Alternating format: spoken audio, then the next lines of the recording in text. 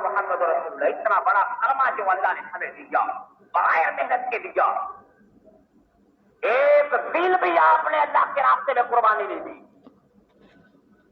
بھائی یہ کلمہ آپ کو بغیر محنت کے ملا، اس لیے آپ کو دین کی قدر ہے۔ دین کے لیے اگر آپ نے مارے کھائی ہوتی، سرمایہ لگایا ہوتا، جان مال وقت لگایا ہوتا، آپ کو پتا چلتا کہ دین کی قدر کیا ہے۔ بھائی وہ بھی دیکھو،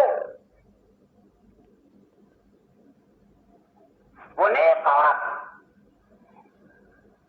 جس کی دونوں آنکھیں نکال دی گئی، حضرت دلیلہ کی آنکھیں نکال دی کلمہ پڑھنے کی پاداش میں، حضرت عمار یاسر کی والدہ کے ٹکڑے کر دیے گئے، اور ابو جہل نے ٹانگوں میں رسے ڈال کر ایک جانور ادھر دوڑا دیا، ایک ادھر، اس طرح سے چیر دیا اس کو، اور حضرت بلال نے اتنی مار کھائی، اتنے تڑپے ریگستانی علاقے میں ریتیوں پر، انگریزوں پر خون کی ندیاں بہہ گئی، لیکن انہوں نے کلمہ نہیں چھوڑا۔ بھائی ہم نے کیا قربانی دی ہے؟ ہم یہ سمجھتے ہیں کہ بھائی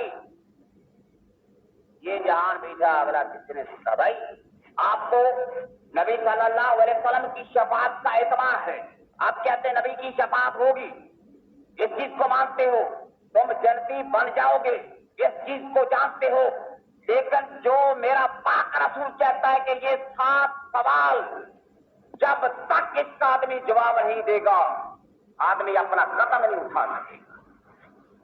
آپ کیا سمجھتے ہیں کہ ایسے فارغ ہو جاؤ گے؟ یہ ایک اللہ کا ولی ہے۔ فرمایا کسی نے خواب میں پوچھا،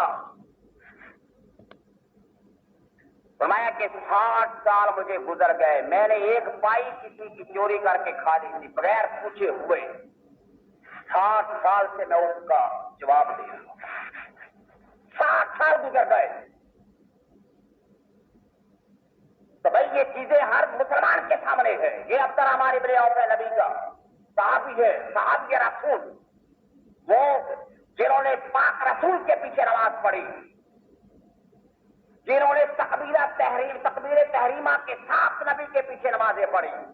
بھائی وہ کون جن کی سباق میں میرے پاک رسول کی آواز پہنچی، وہ کتنی اثرت والے تھے۔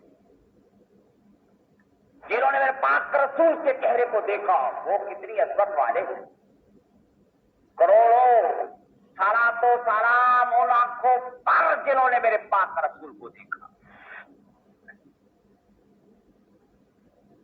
تو حضرت عبد الرحمن ابن عوف، میرا پاک رسول صلی اللہ علیہ وسلم فرماتے ہیں میں دیکھ رہا ہوں میرے سارے صحابی جنت میں داخل ہو گئے، لیکن عبد الرحمن ابن عوف ابھی تک حساب کتاب میں پکڑے ہوئے ہیں اور گھسٹ کر جنت میں داخل ہو رہی ہے۔